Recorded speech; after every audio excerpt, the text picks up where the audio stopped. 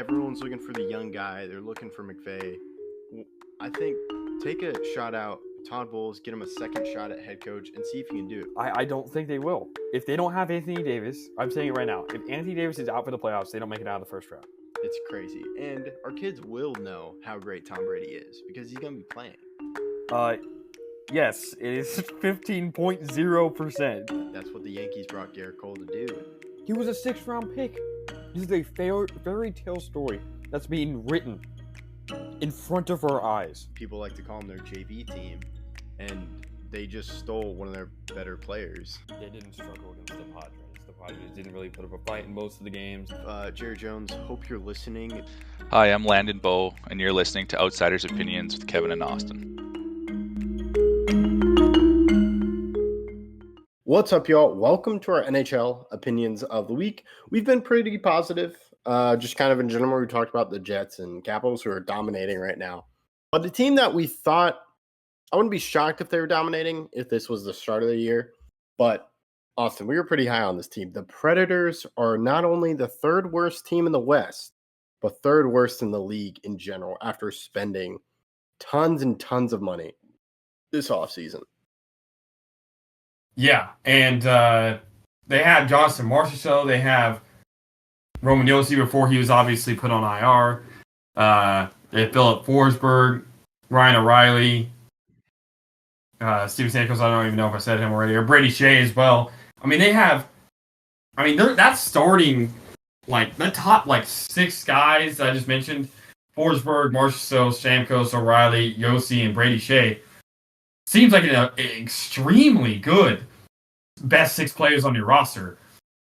But the bottom of their lineup, the bottom 6 forwards, the bottom pair defensemen, even the third and fourth best defensemen have just been horrible. I'm looking at the stats. The fact that Brady Shea, a known non-point getter for a defenseman most years, he has the past 3 years gotten 47, 38, 39. But he's a defensive first type of defenseman. Him being your 6th highest point getter thus far is a problem. And not just a small problem, a huge problem. And I am interested to see what the Predators end up doing, because they have a lot of guys that I consider to be great pieces. And they're going to have to do something soon. Maybe this offseason to make some moves, but it just doesn't seem like everything is clicking properly. And I think that's because of their depth. I just don't think they have depth. Yeah, and this was a team where we kind of expected them not to do well last year, but they were in the playoffs. And, of course, Saros is in the goal, and that's never been a problem for him. It's just like, can you get guys around him? And it looked like they were doing that. And to see them do this, I think depth is an issue just because of they were an ugly team a few years ago, and Barry Trotz is their GM now. And so he's kind of masking that. But if I was them, I would stick with it. I know you spent a ton of money, but maybe you have guys coming up. Maybe you do other types of trade, or you go spend money again to fix that depth that you're talking about.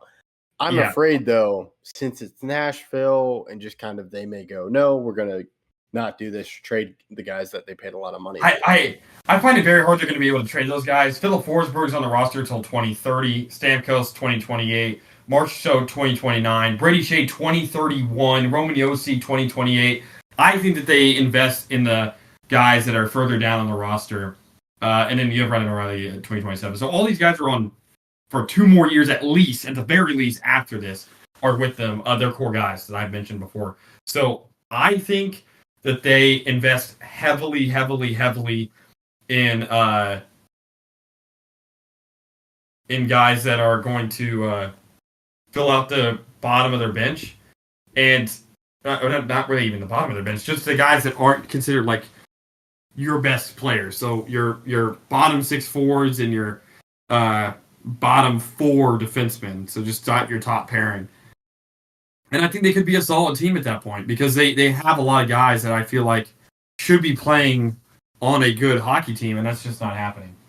Yeah, and like Stamkos was like Lightning still wanted him. It was just the Predators spent a lot of money on them, on Stamkos, and getting those other guys like Marchessault was a huge for the Vegas Golden Knights. So yeah, I think they can definitely turn it around, just because, as I said, you have Saros in goal. It's just, can you get other pieces around them? And I'd be pretty surprised if it's worse for it's worse than this year. Yeah, I agree.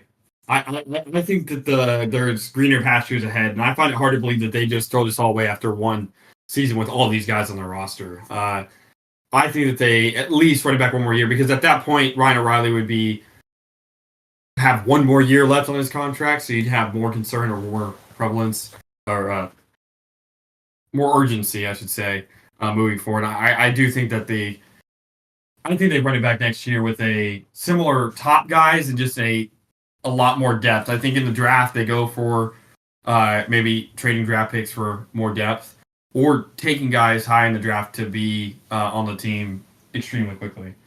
Yeah, I think that's a great point. I'm very interested with what Barry Trotz does, because I loved him as a coach, and now he's in this general manager role. And what does he do? Because he's like, they signed Ryan O'Reilly after they bought out Matt Duchene 2 years ago, and then they went and spent big. So it looks like they want to compete now. And yeah, I hope they don't bail after 1 year. I can understand after 2 or 3 years them kind of looking to move off stuff, but we'll have to keep in mind. But yeah, I'm very interested to see what they do.